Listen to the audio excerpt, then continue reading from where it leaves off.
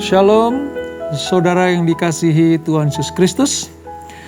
Senang sekali bisa berjumpa kembali di dalam program Bible Study CK7 pada malam hari ini, di mana kita akan melanjutkan pembelajaran kita dari Imamat pasal yang ke-19. Imamat pasal yang ke-19. Pada perikop kudusnya hidup. Pasal ini saudara nanti akan menjadi fondasi di dalam aturan-aturan kehidupan orang-orang Israel. Baik di masa-masa perjanjian lama dan masa-masa perjanjian baru. Begitu pentingnya fondasi ini sehingga kitab Imamat memberikan sebuah catatan khusus. Bahwa kalau Allah Israel adalah Allah yang kudus, maka umatnya juga harus menjadi umat yang kudus. Nah, itulah sebabnya malam hari ini kita akan pelajari perikop ini. Namun terlebih dahulu mari kita minta urapan Tuhan. Kita minta kesanggupan dari Tuhan supaya kita betul-betul memahami, mengerti, dan melakukan apa yang menjadi perintah-perintah Tuhan di dalam kitab suci yang kita pelajari sepanjang beberapa waktu ini. Mari kita hampiri Tuhan, kita sembah Dia, kita agungkan Dia, kita muliakan namanya yang agung dan dahsyat itu. Terima kasih Tuhan, terima kasih Bapa, terima kasih Yesus. Terima kasih Roh Kudus. Kami datang kepadamu Tuhan, membawa korban pujian kami.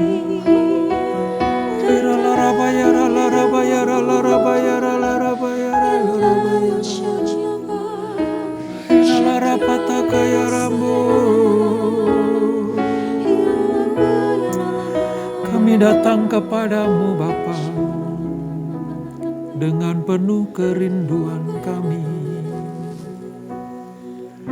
Ku datang Tuhan dalam hadirat-Mu, berhiaskan kekudusan. Seluruh surga sujud menyembah-Mu, ku tersungkur dan berseru, Kudus, kuduslah, kuduslah Tuhan, Allah semesta alam. Kudus, kuduslah, kuduslah Tuhan, surga bumi menyembah. Ku datang Tuhan dalam hadirat-Mu, berhiaskan kekudusan. Seluruh surga sujud menyembah-Mu, ku tersungkur dan berseru, Kudus, kuduslah, kuduslah Tuhan, Allah semesta alam. Kudus, kuduslah, kuduslah Tuhan, surga bumi menyembah. Kudus, kuduslah, kuduslah Tuhan, Allah semesta alam. Kudus, kuduslah, kudus Kuduslah Tuhan, surga bumi menyembah. Kudus, kuduslah, kuduslah Tuhan, Allah semesta alam. Kudus, kuduslah, kuduslah Tuhan, surga bumi menyembah. Kudus, kudus, kudus, kuduslah, kuduslah Tuhan, Allah semesta alam. Kudus, kuduslah, kuduslah Tuhan, surga bumi menyembah. Surga bumi menyembah, surga bumi menyembah, surga bumi menyembah.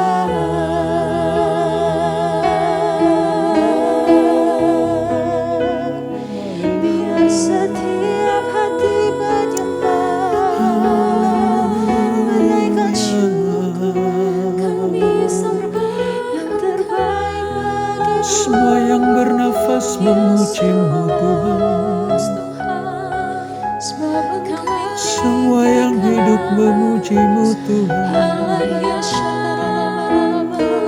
Surga bumi menyembah-Mu Yesus,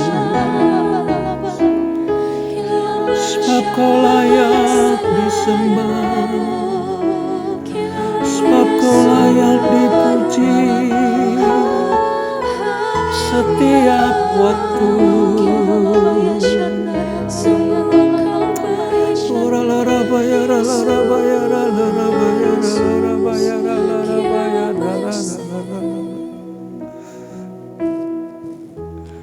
Allah Roh Kudus,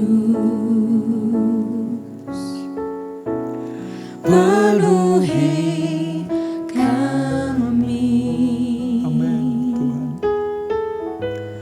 Ku rindu Kau selalu dalam hidupku. Allah Roh Kudus, ubah hatiku, jelikanku, jamahlah ku rindu hadirat-Mu. Ku sembah kudus, kudus, kuduslah Tuhan, dan ku sanjung Kau mulia, mulia bagi-Mu Tuhan. Ku sembah kudus, kudus, kuduslah Tuhan, dan ku sanjung Kau mulia, mulia bagi-Mu Tuhan. Ku sembah kudus, kudus, kuduslah Tuhan, dan ku sanjung Kau mulia, mulia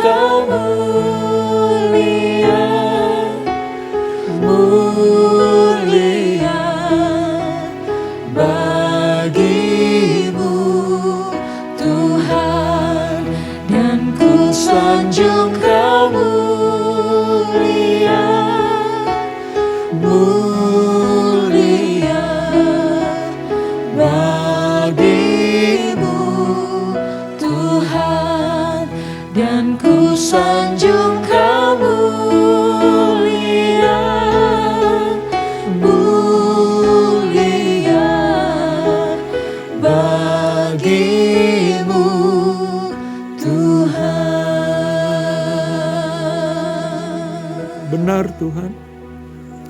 Hanya Engkau yang kami sanjung.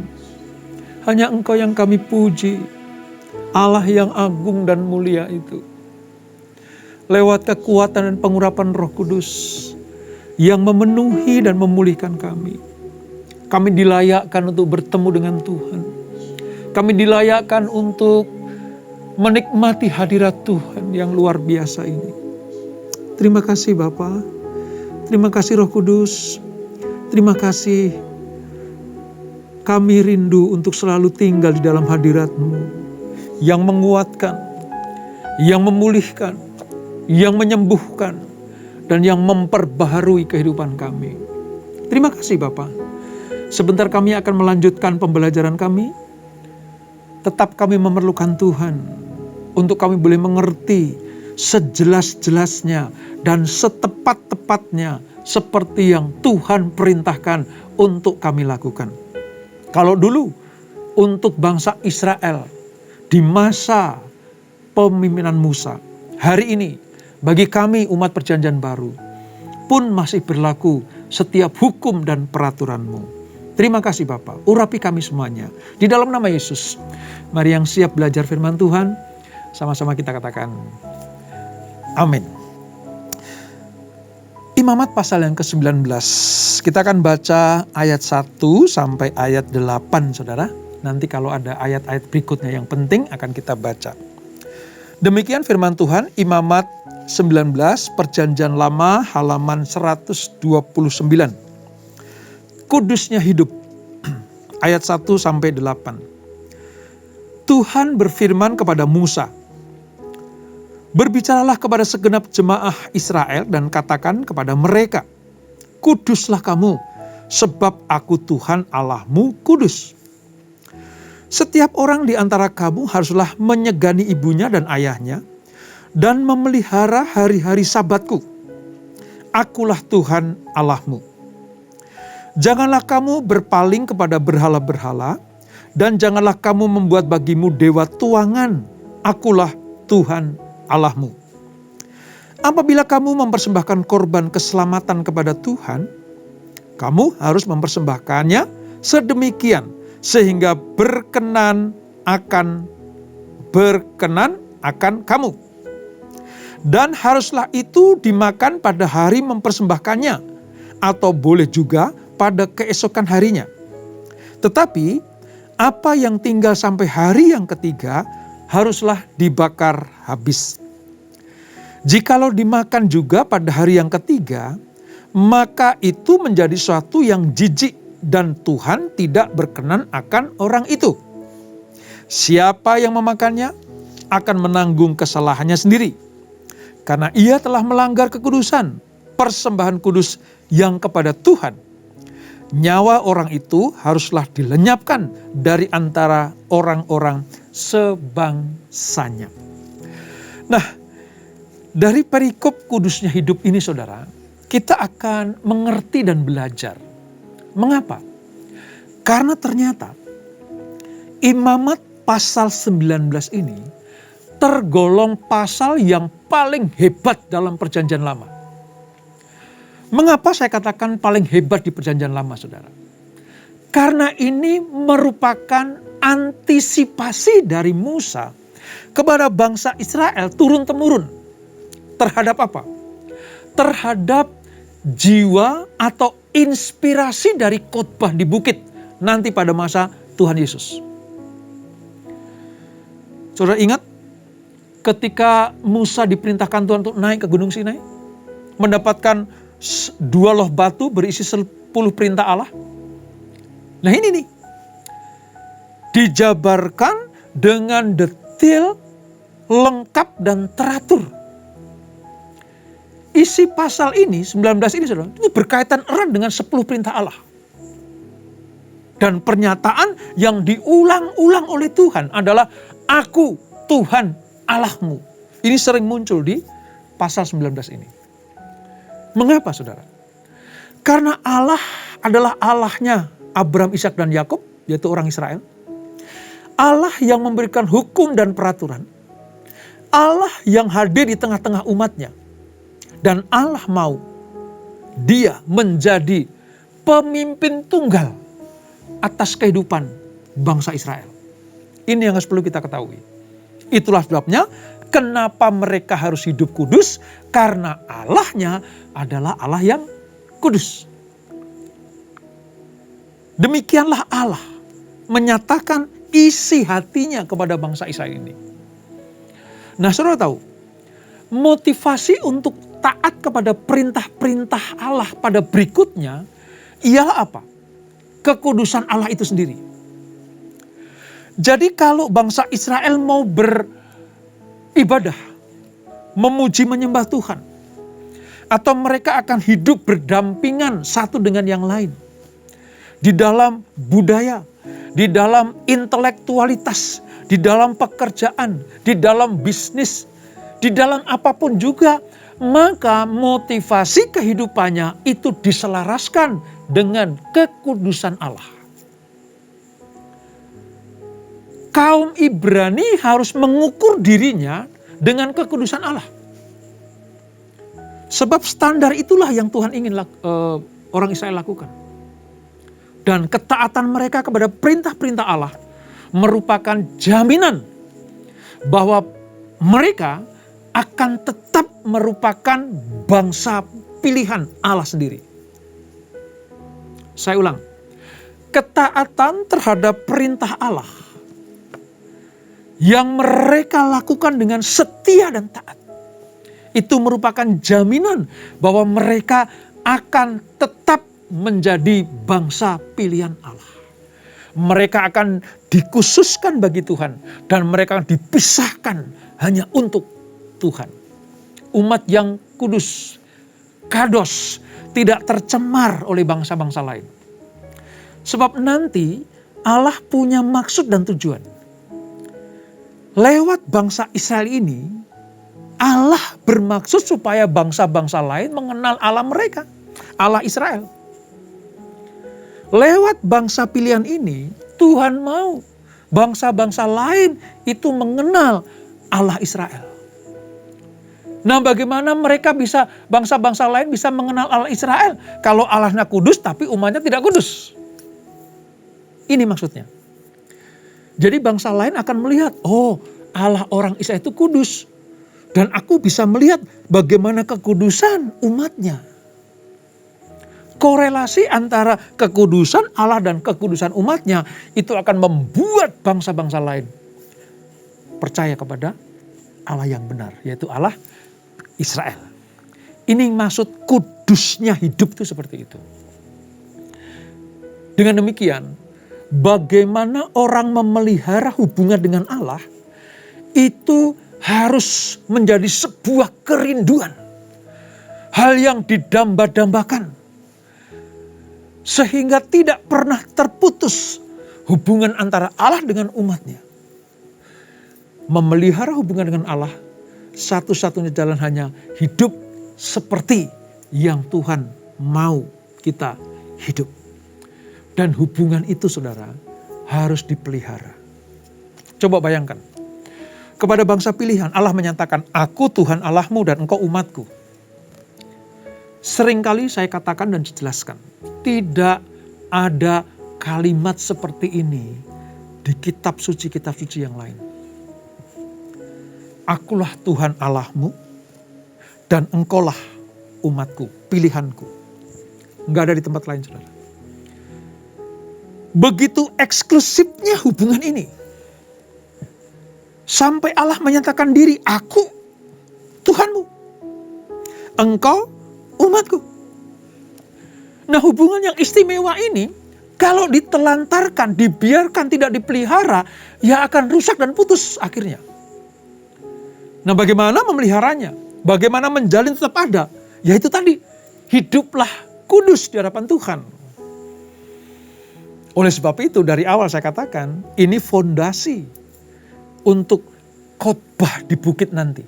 Yesus berkhotbah. Ini adalah landasan para hamba-hamba Tuhan menyampaikan kepada umat pilihan Allah. Supaya mereka hidup berpadanan dengan Tuhan itu sendiri. Ini pentingnya, saudara. Makanya saya katakan ini pasal yang istimewa sebenarnya di dalam perjanjian lama. Sedap menyatakan Allahnya kudus, umatnya kudus, dan terjalin hubungan yang erat. Tak terpisahkan. Selama dua pihak ini melakukan tugas dan kewajibannya, maka hubungan ini akan kekal abadi. Dan ini akan dilihat oleh banyak orang. Dilihat oleh banyak bangsa. Oh, begitu toh caranya memelihara hubungan dengan Allah yang benar itu. Oh, begitu toh cara Allah memelihara umatnya. Lalu lihat saudara. Bagaimana bangsa lain tidak tertarik? Kalau Allah yang kudus, umatnya kudus. Lalu mereka menjalin hubungan yang indah dan mesra. Dan itulah yang dikehendaki Tuhan. Nah, pasal ini juga dengan jelas menunjukkan bagaimana setiap orang Yahudi, orang Israel, orang Ibrani harus hidup agar ia bisa berbeda dengan orang-orang kafir. Ini Allah sedang mempertontonkan kepada dunia pada waktu itu. Dan yang menjadi gacauan Allah, ya, yang menjadi jagoannya, gacauannya Tuhan, itu Israel. Tapi syaratnya satu, kudus. Hidup sama seperti aku hidup. Ya. Kudus seperti aku kudus. Benar seperti aku benar. Maka engkau akan berbeda dengan bangsa-bangsa kafir di sekelilingmu. Ini maksudnya Tuhan, supaya orang Israel itu hidup kudus. Nah, ada banyak elemen-elemen, segi-segi kehidupan mana yang harus kudus, saudara. Ya, kalau saudara teliti, saudara simak baik-baik, ya, Allah itu sedang memberikan sebuah pemaparan, ya, bagaimana di area mana, di wilayah mana kamu harus hidup kudus. Kemarin di pasal 18, saudara sudah diajar bagaimana perkawinan, keluarga, pernikahan harus kudus. Ya, lalu diulang lagi di pasal 19 ini. Di ayat 3b sampai 8 tadi dikatakan ibadah kepada Tuhan harus kudus. Ayat 9 sampai 10 menyatakan pekerjaan kita, usaha, bisnis kita harus kudus. Ini ayat 9 dan 10. Sikap dan tindakan kita terhadap sesama itu juga harus kudus. Ayat 11 sampai 16, saudara catat aja tuh. Ya. Hubungan kita, sikap kita dengan sesama harus kudus. Bahkan motivasi di balik kegiatan kita juga harus kudus. Itu ayat 17 dan 18. Lihat ya, saya akan bacakan nih. Ayat 17, 18. Jadi bukan hanya tindakan, tapi di dalam hati kita, motivasi kita juga harus kudus. Belum tindakan ini, belum perbuatan.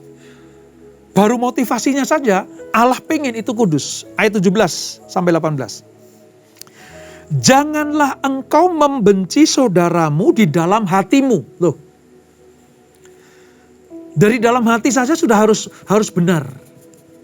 Harus kudus gitu ya. Tetapi engkau harus berterus terang menegur orang sesamamu dan janganlah engkau mendatangkan dosa kepada dirimu karena dia. Ini maksudnya. Motivasi hidup kita. Belum tindakan saudara, baru dalam hati. Sebelum melangkah, sebelum memutuskan segala sesuatu, sebelum bekerja, sebelum menjalin hubungan dengan sesama. Ini harus kudus motivasinya. Ayat 18. Janganlah engkau menuntut balas dan janganlah menaruh dendam terhadap orang-orang sebangsamu, melainkan kasihlah sama manusia seperti dirimu sendiri. Akulah Tuhan. Coba lihat. Tuhan ingin supaya tidak ada dendam. Tuhan ingin supaya loving God itu diimbangi dengan loving people. Baru dari hati saja, motivasi tindakan saja Allah sudah harus kudus ya. Harus benar ya, harus suci. Supaya apa? Supaya apa yang kamu lakukan, kamu perbuat, itu selaras dengan isi hatimu. Saudara bisa bayangkan itu? Detil Allah mengatur kehidupan bangsa pilihannya. Supaya bangsa pilihannya adalah bangsa yang kudus. Oh, luar biasa ya saudara. Dengan belajar kitab Imamat ini, kita bukan hanya membaca, tapi kita juga mengerti apa yang harus kita lakukan. Tindakan-tindakan kita harus selaras dengan perintah Allah. Nah, semua peraturan ini saudara, khususnya yang berhubungan dengan sesama umat manusia, termasuk orang asing non-Israel, disimpulkan di dalam satu kalimat atau frasa yang mendasari kehidupan orang percaya. Apa itu? Ayat 18b. Kasihilah sesama manusia seperti dirimu sendiri. Wow. Loving people sudah dinyatakan Allah sejak zaman kitab Imamat. Nanti digenapi di dalam diri pribadi Yesus. Bagaimana Yesus menyatakan, Bapa mengasihi engkau, maka engkau harus mengasihi Bapa. Dan Bapa mengasihi sesama, artinya Bapa ingin sesama manusia saling mengasihi. Keluarlah loving God, loving people. Salib adalah bukti nyata bagaimana penggenapan firman Allah sejak dari perjanjian lama sampai perjanjian baru dirangkum dalam satu perkataan. Kasihlah Tuhan Allahmu dengan segenap hatimu, segenap jiwamu, akal budimu dan kekuatanmu. Dan hukum yang sama dengan itu, kasihlah sama manusia seperti engkau mengasihi dirimu sendiri. Inilah yang membedakan kita dengan bangsa-bangsa lain. Dengan kepercayaan-kepercayaan yang lain. Mengapa kita dianiaya tidak membalas? Mengapa kita diperlakukan tidak adil lalu tidak membalas? Mengapa kita digosipkan, kita tidak membalas menggosipkan? Karena sejak dari perintah di Imamat pasal 19, jangan menaruh dendam, inilah dasar atas membalas kejahatan dengan kebaikan. Doakan musuhmu, berkati dia. Itu ciri khas orang-orang yang dipimpin oleh Tuhan. Bukan seperti orang kafir. Orang kafir kejahatan dibalas kejahatan. Perbuatan buruk dibalas perbuatan buruk. Pembunuhan dibalas pembunuhan. Tapi Allah mengatur umatnya supaya mereka tetap kudus. Tidak bercacat celah dengan melakukan apa yang Tuhan ingin umatnya lakukan. Luar biasa bukan saudara? Maka berbanggalah, bersukacitalah, mengucap syukurlah kepada Tuhan. Kita dituntun, kita dibimbing oleh Allah yang luar biasa. Yang kita pujikan tadi, Allah yang kudus, Allah yang besar. Supaya kita disebut sebagai bangsa yang berkenan kepada Allah. Imamat yang rajani, bangsa yang kudus, umat kepunyaan Allah. Nah saudara, ada satu hal menarik yang perlu kita perhatikan. Ya, saya catat berapa kali ayat ini muncul saudara. Apa itu? Ketika Tuhan berkata, akulah Tuhan. Coba saudara sedikit. Saya mencatat beberapa hal. Di ayat 3, ayat 4, ayat 10, ayat 12, 14, 16, 18. Ada kata-kata akulah Tuhan. Mengapa saudara? Karena Allah begitu seriusnya mengatur peraturan ini. Sehingga eksistensi Allah harus dituangkan dalam peraturan ini. Kehendak Allah, kepribadian Allah. Maksud-maksud Allah harus dituangkan dalam peraturan ini. Lalu setiap peraturan ditulis atau ditutup dengan perkataan akulah Tuhan. Intinya hidup kudus berarti hidup yang mewujudkan karakter kudusnya Allah. Naturnya Allah itu harus menjadi ciri khas anak-anak perjanjian. Ini. Oleh sebab itu, berkali-kali Allah mengulangnya. Kalau saya sederhanakan begini. Ini ya peraturannya seperti ini nih. Dan kamu lihat aku yang nyuruh. Itu artinya kuduslah kamu sebab aku kudus. Jangan dendam ya. Jangan dendam ya. Jangan balas kejahatan dengan kejahatan ya. Ini aku katakan, aku perintahkan karena akulah Tuhan. Jangan membenci ya. Jangan membenci saudaramu. Ini peraturan daripada aku ucapkan kepadamu sebab akulah Tuhan. Begitu. Jadi otoritas Tuhan nyata betul. Kalau engkau pengen jadi umat pilihan Allah, kudus dan yang dituntun oleh Tuhan itu, maka apapun yang Tuhan perintahkan, kita lakukan. Pak, berat. Sulit, Pak. Bagaimana bisa kita tidak melakukan balasan kepada orang yang menyakiti kita? Ya memang sulit. Tapi saya mau katakan, pujian tadi mengatakan Allah Roh Kudus yang memberikan kekuatan kepada kita untuk kita melakukan seluruh kehendak Allah. Jadi di masa-masa kita melakukan firman Allah ini, Allah tidak pernah meninggalkan kita sendirian. Dia tuntun lewat Roh Kudusnya. Supaya apa? Supaya kita tetap melakukan apa yang Tuhan ingin kita lakukan. Kalau diperlakukan tidak adil, saudara tidak membalas, tapi berdoa. Mendoakan orang itu. Kalau saudara dijahati sama orang, saudara tidak membalas kejahatan dengan kejahatan. Tuhan memberikan kekuatan kepada kita. Nah kalau kita balas kejahatan dengan kejahatan, apa bedanya kita dengan mereka?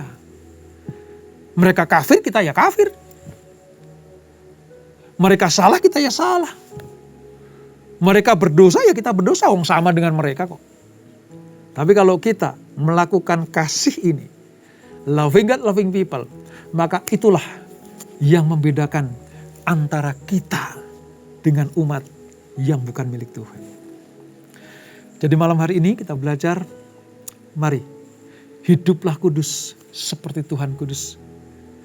Dia yang perintahkan, pasti Dia yang memberikan kekuatan untuk kita semuanya. Kita berdoa. Bapa, terima kasih untuk anugerah-Mu, firman-Mu pada malam hari ini. Kami belajar, kami mau mengerti akan kehendak Allah. Seperti Tuhan menuntun umat Israel pada waktu itu. Memberikan hukum-hukumnya, peraturan-peraturan, ketetapan-ketetapan. Dan selalu dilandasi atas kekudusan Tuhan. Itulah parameter bagaimana umat perjanjian melakukan seluruh kehendak Allah. Dan selalu dikatakan, akulah Tuhan. Artinya Dia yang memerintahkan, Dia yang membuat hukum, Dia juga yang akan menyertai kita mampu melakukan hukum-hukum Allah itu. Tuhan tidak pernah meninggalkan kami sendirian. Di masa-masa sanktifikasi, Allah tidak pernah melepaskan tangannya atas tangan kita. Terima kasih Bapa, tuntun kami senantiasa. Kami mengerti sekarang bagaimana Tuhan meminta kepada kami. Bukan hanya loving God, loving God, loving God. Tapi Tuhan juga minta kami loving people. Dari seluruh hukum Allah, terangkum dalam 2 hukum itu. Loving God, loving people. Seluruh kitab Taurat dan para nabi bergantung penuh kepada 2 hukum itu. Dan malam hari ini kami pelajari lewat Imamat 19 ini. Supaya kami bukan hanya mengasihi Tuhan, tapi kami juga mengasihi sesama kami. Seperti kami mengasihi diri kami sendiri. Berkati anak-anak-Mu, berkati kami semuanya. Keluarga demi keluarga. Anak-anak muda, generasi Yeremia. Mereka mulai mengerti kehendak Allah. Berkati para pelayan-pelayan Tuhan. Supaya mereka mengerti, tetap menjaga standar-standar kekudusan Tuhan. Berkati jemaat-Mu, berkati yang join dalam Bible study ini. Semuanya diberkati Tuhan. Terima kasih Bapak untuk waktu yang indah ini. Dan sebelum kami berpisah, kami siapkan hati kami terima berkat yang daripada-Mu. Kekasih Kristus arahkan hatimu kepada Tuhan. Terimalah berkat kasih anugerah dari Allah Bapa di dalam anaknya yang tunggal Tuhan Yesus Kristus. Dan persekutuan yang manis dalam Roh Kudus menyertai kita semuanya. Mulai malam hari ini sampai Maranatha. Tuhan datang untuk yang kedua kali menjemput kita semuanya. Dibawa masuk dalam perjamuan kawin anak domba. menikmati kemuliaan kekal sampai selama-lamanya. Yang diberkati, sama-sama kita katakan amin. Tuhan Yesus memberkati.